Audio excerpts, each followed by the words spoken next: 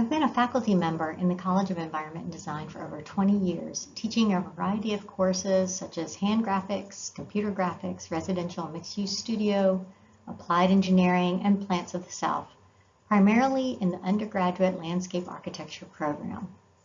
In July of 2020, I was appointed Associate Dean of Academic Affairs.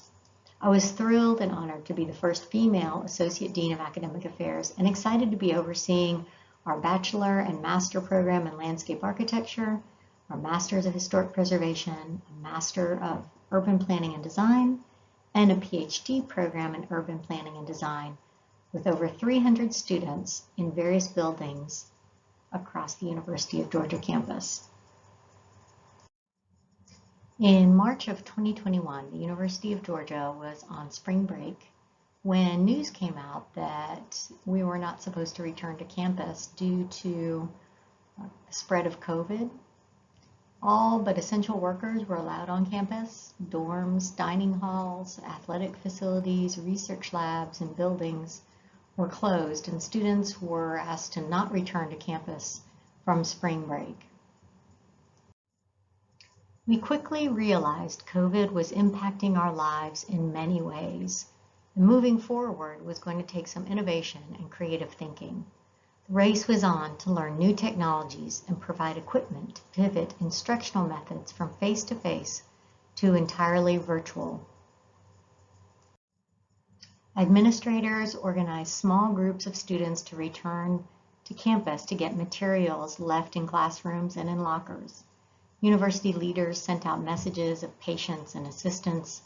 Faculty reached out to students to comfort and support them, and organizations like LAAB, ASLA, and CELA facilitated discussion groups to begin sharing virtual instructional techniques across the country.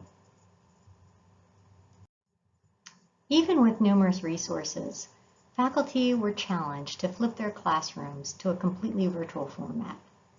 There were many challenges to overcome, such as poor Wi-Fi or internet accessibility, having reliable hardware with cameras and microphones, having a consistent signal strength, and finding a quiet place for Zoom calls, especially for those home with children, roommates, or pets, and limited functionality that a studio course provides, the fluidity of movement, drawing, and discussing. Little by little, solutions were made available for many of the early challenges. Hotspots were made available. Additional funding was provided to purchase necessary hardware and software. A great deal of patience and collaboration was developed, and finding new ways to use tools that mimic educational moments, like using the Zoom annotation sketch tool for desk crits and sketching out ideas. So finally, the spring 2021 semester ends. So how did it go? The university decided to develop a self-reflection survey for faculty to gauge the climate of how classes went in a virtual format. I'd like to share some of the questions and answers that came from our faculty during this semester. The first question was, what did I do as an instructor to reduce student apprehension and anxiety during this time of disruption?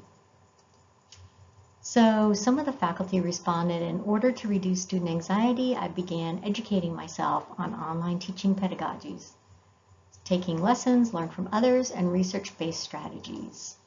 I figured that my students would be just as anxious and stressed as I was, if not more so. For the 2 weeks during the transition, I was emailing the class practically every day and reminding them to get their dose of green. I was also sharing with them what I was doing to get prepared. I contacted my students several times prior to classes starting. Next time, I would lighten the tone of communications with jokes or trivia questions. I just tried to convey the unique nature of this time and that we would work on getting through this together. And I emphasized to them that their learning was the most important goal. Evaluations, grades, and being perfect and being perfectly on time were not as important as trying to learn the best that they can.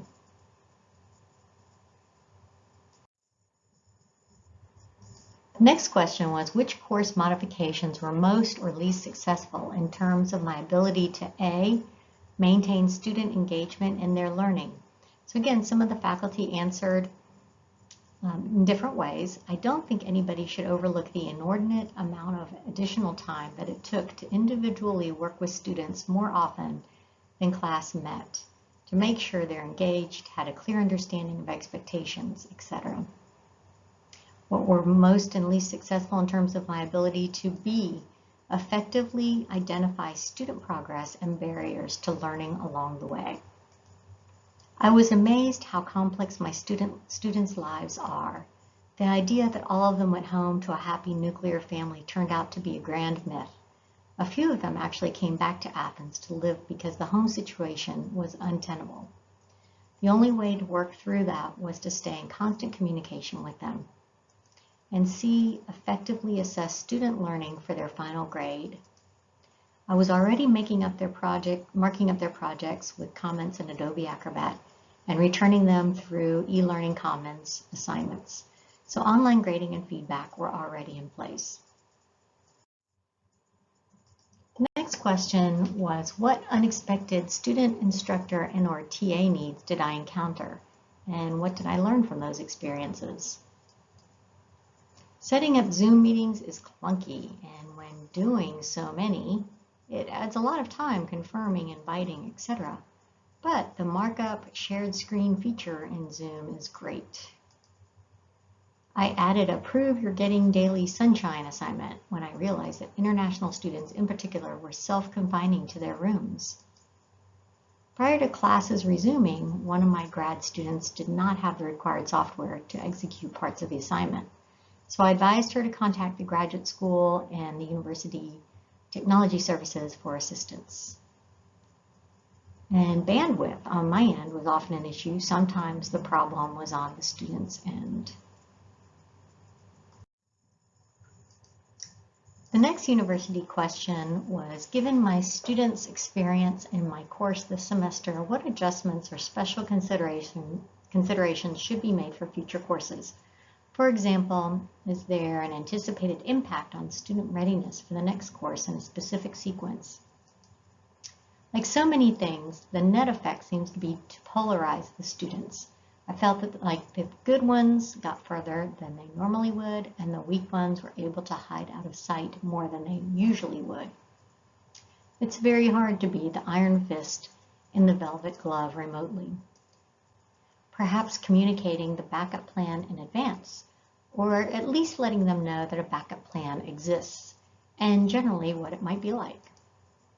I'll need to consider various ways to make presentations in the future. And the final question, what, if anything, might I do differently in the future to build flexibility into my course in case of other, hopefully less significant disruptions to my teaching? That is the million-dollar question. Pre-record more of the lectures and exercise materials so that it is ready to go in an online setting. Experiment with some distance learning techniques within the standard face-to-face course. I don't think I found how to do studio online yet. I would definitely be open to teaching online again, and I think I'll move forward animating all of my presentations for upload to ELC. It keeps me on track and makes sure that all students receive the same information. Master Zoom, master ELC, master distance learning software, build a home recording studio, improve my keyboarding and typing skills, or retire. And retire he did. So the fall 2021 semester begins. Everyone is supposed to return to campus unless they have an ADA accommodation. So how did that go? UGA developed a COVID reporting system that was connected to the State Department of Health data.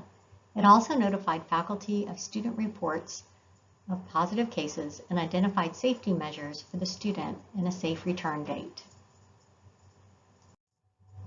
The faculty were now challenged with developing 3 or 4 teaching methods in order to address various instructional needs for students who tested positive and needed to quarantine, or other students who had been exposed to someone who tested positive and needed to isolate. And these methods included synchronous teaching, asynchronous teaching, and hybrid models. This caused a lot of confusion, not only for faculty, but with the students.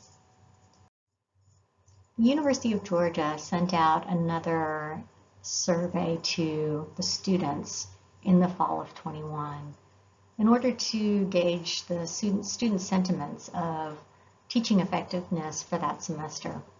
And overall, it was a negative to very negative sentiment from students who responded. The survey also included very directed questions about university life for students. And there were some interesting results, such as the number of students that feel they are teaching themselves. So a majority of the students strongly agreed with the sentiment that they felt like they were teaching themselves during this time of very accessible and various forms of teaching methods.